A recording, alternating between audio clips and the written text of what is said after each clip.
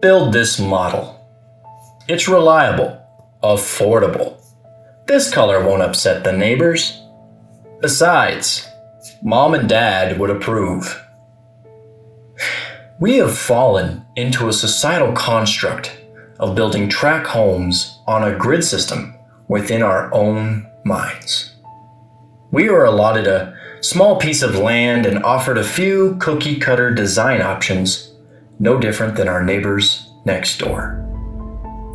This represents the get a college education, find a good paying job with exceptional benefits, a retirement package, and a life of moderate, mundane happiness. We all have a front and backyard complete with that white picket fence. If you miss your street, the next one down connects to yours thanks to that reliable and dependable grid system. The trap.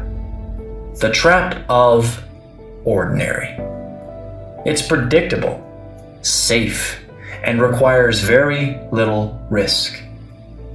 This house you've built in your mind represents your limiting beliefs. Don't get me wrong. You built that house within the specs and under budget, but this was conditioned by your past. The thing that many of us are unaware of is we've all been given a treasure chest at birth. Within that treasure chest is your gift, passions, desires, wants, and needs. These are some of the most valuable assets that make life worth living. The only problem is we have locked up this chest and buried it in our yards. You are conditioned to do this too because it's safer to build your home like your parents, friends, and neighbor who live right down the street. Make sure to keep that chest buried under what society calls responsible, predictable, and sensible. You ignore your buried treasure in your yard under that beautiful landscaping you call curb appeal. This represents your fear. Many of us have dug up that chest and reburied it several times, but never bothered cracking it open, because the spoils and valuable splendors would require us to sort and count our possessions. It's easier to bury it in your flower bed because heaven forbid, why would you dig it up again anyway? This represents laziness and the unwillingness to trust what is within.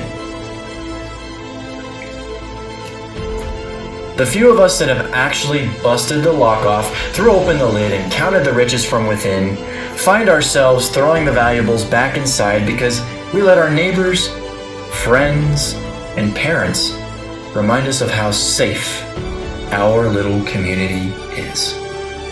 So we slam the chest shut, put a new shiny lock back on, throw away the key, and bury it deeper under layers of reminders of, it's too expensive. You're too old to pursue your dreams. Self-love is selfish. You have a family to take care of. You don't want to do that. This is what you should do. We decide that dream house on a large chunk of land that we could build anywhere we want is just a pipe dream. Besides, it's too risky. My significant other might not approve. So the chest stays buried in the yard under an elegant new pool and fire pit. You're reminded of the valuables within from time to time, but decide it's best to just ignore it the rest of your life. Till the day you're on your deathbed, wishing you would have never buried that chest under regrets and dreams you never fulfilled.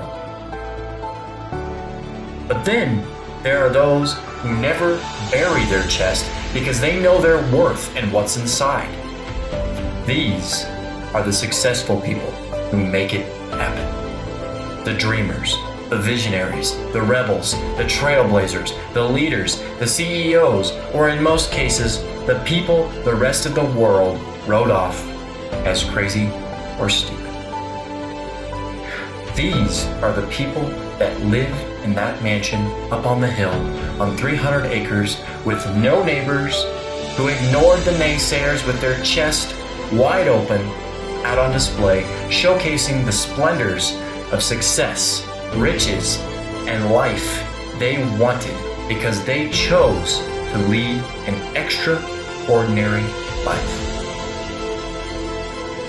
At the end of the day, the choice is yours.